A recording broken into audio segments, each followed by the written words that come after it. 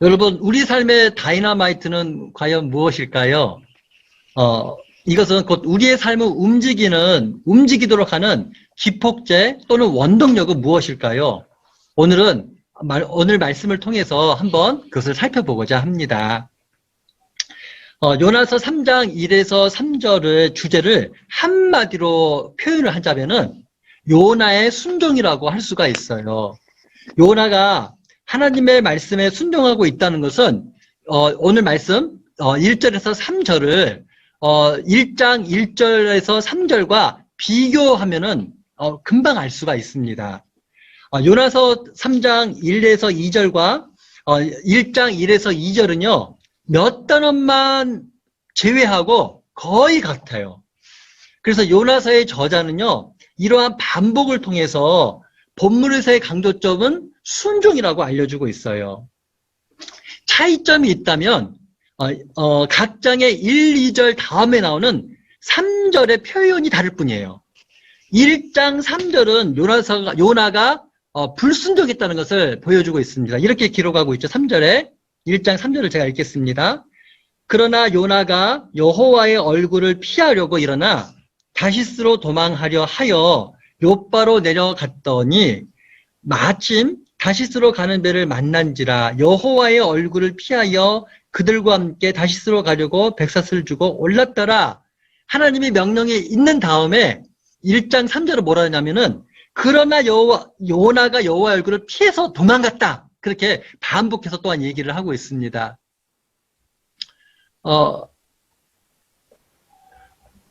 반면에 3장 3절은 요나가 하나님의 명령에 순종한 모습을 보여주고 있습니다. 3절을 같이 한번 읽어볼까요? 3절 말씀을. 자, 읽겠습니다. 시작. 요나가 여호와의 말씀대로 일어나서 니느웨로 가니라. 니느웨는 사흘 동안 걸을 만큼 하나님 앞에 큰 성읍이더라. 예. 요나는 하나님의 명령에 구체적으로 어떻게 순종했을까요? 요나서의 저자는요, 요나가 여호와의 말씀대로 일어나서 니느웨로 가니라라고 설명을 하고 있어요. 요나를 삼킨 큰 물고기는 분명 지중해와 또 이스라엘이 인접해 있는 어느 해변에 요나를 탁 토해냈을 거예요. 요나가 도착한 해변에서 니느웨까지는요, 제가 이렇게 지도를 찾아보니까 직선거리로 110km가 넘습니다. 근데 고대에 지금처럼 도로가 잘 닦여지지 않는 그때 지중해 해변에서 니느웨까지 가려면요, 구불구불하고 또 돌과 흙이 가득한 광야를 지났어야 했을 거예요. 이 모든 것을 감안하면 지중해 해변에서 니느웨까지 가는 것은요, 결코 쉬운 일이 아니었어요. 이건 이제 거리적인 문제예요. 또한 근데 심지어 마음적인 문제도 있었어요. 왜냐하면 니느웨 그 백성들은요, 아시리아 사람들인데 이 사람들은 너무나 잔인한 사람들이라고 알려져 있었거든요, 당시에. 그런데도 요나는요, 하나님께 아무런 이유도 되지 않고 자신이 가야 할 길을 뚜벅뚜벅 걸어가고 있습니다. 무엇이 요나를 이토록 순종적인 사람으로 만들었을까요? 다시 말하면 요나가 하나님의 명령에 순종하심은 어디에서 왔을까요? 이 질문에 대한 답은 1에서 3장의 구조를 보면 얻을 수가 있습니다. 요나서 1장은 요나의 불순종을 보여주고 있습니다. 요나서 2장에서 우리는 요나가 감사 기도를 드리는 것을 알 수가 있어요. 그리고 3장에서는요, 요나의 순종하는 모습을 봅니다. 이렇듯 1장에서 3장의 흐름은요, 불순종, 기도, 순종의 순서로 이루어져 있어요. 이로 보건대 요나가 하나님의 명령에 순종할 수 있는 원인은 그의 기도에 있었다는 것을 우리는 알 수가 있습니다. 하나님은 불순종하는 요나를 물고기 뱃속으로 몰아넣으셨고 요나는 그곳에서 꼼짝없이 기도를 할 수밖에 없었어요. 요나는 물고기 뱃속에서 자신이 당하는 고난을 돌아보고 하나님의 구원에 감사하며 찬양의 맹세를 드렸습니다. 요나에게 물고기 뱃속은요, 불순종하는 요나가 순종하는 요나로 바뀌는 장소가 되었어요. 또 옛 요나가 죽고 새 요나가 태어나는 그러한 엄마의 뱃속 같은 장소였어요. 성경은 기도와 순종과의 관계에 대해서 많은 예를 보여주고 있습니다. 그 중에서 저는요, 두 예를 보고자 해요. 첫 번째 예는 느헤미야예요. 여러분들이 좀 느헤미야를 한번 필 수 있으면 가장 좋습니다. 저도 보면서 얘기를 하는데요. 느헤미야는 어디 있냐면요. 여러분의 성경에 제가 갖고 있는 페이지에 727페이지에 있습니다. 느헤미야는 727페이지에 있는데 제가 1장, 2장을 간단하게 좀 보고자 해요. 혹시 펴셨나요? 은재 폈으면 동그라미 한번 해주세요. 손으로 펴요. 동그라미. 오케이. 소명이 폈어? 피고 있구나. 순명이 폈어? 오케이. 가원이 폈어? 오케이. 땡큐. 자, 보세요. 느헤미야 1장은요, 느헤미야의 소개로 시작을 하고 있어요. 그런데, 느헤미야가 여기 보면 이렇게 얘기를 하고 있잖아요. 2절에도 보면은, 아닥사스다 왕 제20년 기슬르월에 내가 수상궁에 있는데, 이 말은 뭘 얘기하냐면, 느헤미야는 그 페르시아의 포로로 지금 끌려가 있는 거예요. 그리고 거기서 어떤 일을 했냐면은, 술간원, 왕의 술간원이 되어서 거기서 일을 하고 있었어요. 근데 어떤 소식이 한 소식을 듣게 돼. 그것은 뭐냐면은, 2절에 보니까, 내 형제들 가운데 하나인 하나니가 두어 사람과 함께 유다에서 내게 이르렀기로 내가 그 사로잡힘을 면하고 남아있는 유다와 예루살렘 사람들의 형편을 물은즉 그들이 내게 이르되 사로잡힘을 면하고 남아있는 자들이 그 지방 거기에서 큰 환난을 당하고 능욕을 받으며 예루살렘 성은 허물어지고 성부들은 불탔다는지라. 뭘 들었냐면 예루살렘이 지금 다 무너졌다는 거예요. 성벽이 안 보일 정도로 성벽도 무너져버리고 또 그 안에 있는 사람들의 삶은 말할 것도 없고 이런 삶을 접한 거예요.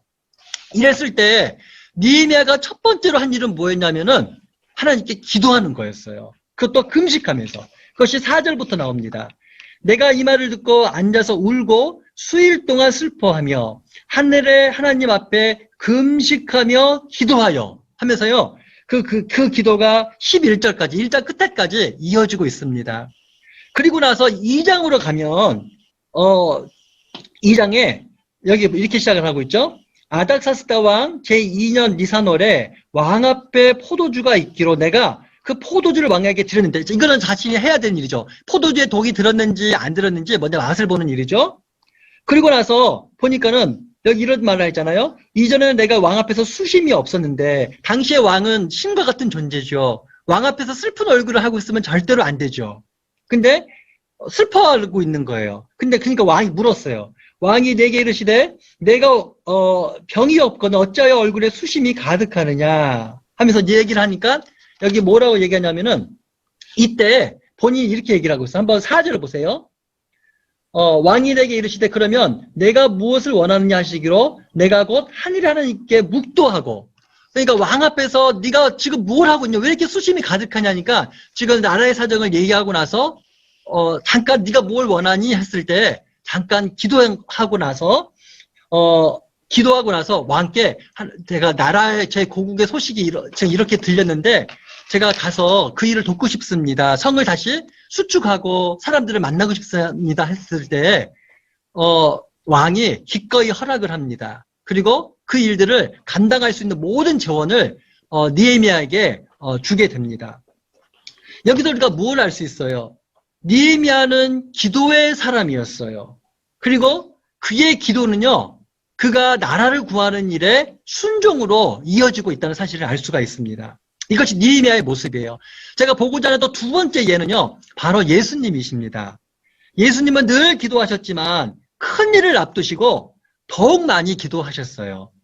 그 예로 예수님께서는 제자들을 택하시기 전에 밤을 새워서 기도를 하셨어요.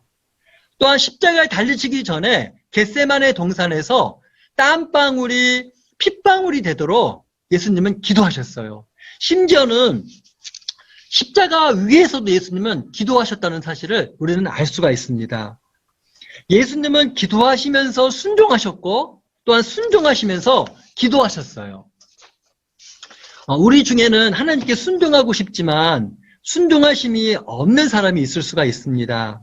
그때 우리는 각자의 기도의 삶을 한번 점검해 보아야 해요. 하나님은 기도하는 사람에게 순종할 힘을 주셔요. 하나님은 기도하는 사람에게 두려움을 없애주시고 자신감을 회복시켜 주시며 하나님을 위해 어떻게 살아야 될지 가르쳐 주세요. 그것이 기도의 힘이에요. 기도는 순종으로 이어지는 기폭제이자 삶의 전환점입니다. 여러분은 요즘 하나님과 대화를 하고 있는가요? 그렇지 않다면 하나님과 대화하는 시간을 좀 따로 떼어놓을 필요가 있어요. 우리는 여러분 솔직히 게임하는데 너무나 많은 시간을 보내요. 그리고 뭐 다른 어떤 소식이 없나 이렇게 연예인들 이렇게 검색하는데 너무나 많은 시간을 보내고 있어요. 그렇지만 하나님과 대화하는데 우리가 10분의 시간도 내지를 않고 있는 경우가 너무나 허다합니다. 제가 좋아하는 시인 중에 김현승 시인이라는 분이 있습니다. 이분이 이런 시를 하나 지었어요. 가을에는 기도하게 하소서. 시가 길어요. 어젯밤에 다시 읽어보니까 또 새롭더라고요. 가을에는 기도하게 하소서. 여러분, 가을이죠. 얼마나 기도하기 좋은 때인지 몰라요. 우리는, 집안에 지금 오랫동안 있잖아요. 여러분, 집안에서도 기도해 보십시오. 시간을 떼어서. 혹시라도 여러분, 지금 많은 사람을 만날 수 없기 때문에 거리로 혼자 걸을 때가 많아요. 그럴 때 하나님께 걸으면서도 기도해 보십시오. 학원에서 쉬는 시간에도 잠시 짬을 내어서 하나님께 지혜를 달라고 기도해 보십시오. 그렇다면 하나님은 여러분들을 만나주시고 그 기도를 통해서 여러분들이 무엇을 해야 되는지 가르쳐 주시고 그리고 순종할 힘도 여러분들에게 주실 것입니다. 기도하면서 순종할 힘을 얻는 한 주간이 되기를 주님의 이름으로 축원합니다. 제가 기도하겠습니다. 사랑하는 하나님 아버지, 오늘 요나서 말씀을 통해서 우리가 순종하는 것이 얼마나 소중한 일인지 가르쳐 주셔서 감사합니다. 하지만 순종하기 전에 요나가 기도했다는 사실을 다시 한번 일깨워 주시고 가르쳐 주시고 확인시켜 주셔서 또한 감사드립니다. 사랑하는 지체들, 집에서 또 때로는 학교에서 때로는 거리를 걸으면서 때로는 남모르는 나만의 장소에서 하나님과 기도하는 시간을 가질 수 있도록 하나님과 대화하는 시간을 가질 수 있도록 도와주시옵소서. 주님, 기도할 때, 은밀하게 기도할 때 말씀하시는 하나님을 경험할 수 있게 해주시고 또한 기도를 통해서 내가 할 수 없는 일들을 행할 수 있는 힘도 얻게 해주시고 자원도 갖게 해주시고 도울 자도 주님 보내주시기를 주님 아버지 앞에 기도드립니다.